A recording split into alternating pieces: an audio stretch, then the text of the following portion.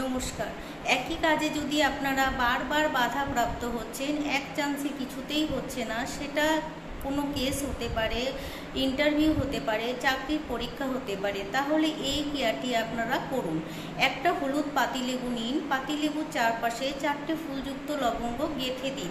তারপর সেই লেবুটি হাতে এইভাবে নিয়ে ওম শ্রী হনুমতে নমঃ, ওম শ্রী হনুমতে নমঃ 21 বার মন্ত্রটি পাঠ করুন। করে আপনারা যে কাজে যাচ্ছেন সাথে করে লেবুটি নিয়ে যান। সেই কাজের থেকে এসে লেবুটি আপনারা ঠাকুরের আসনে রেখে দেবেন।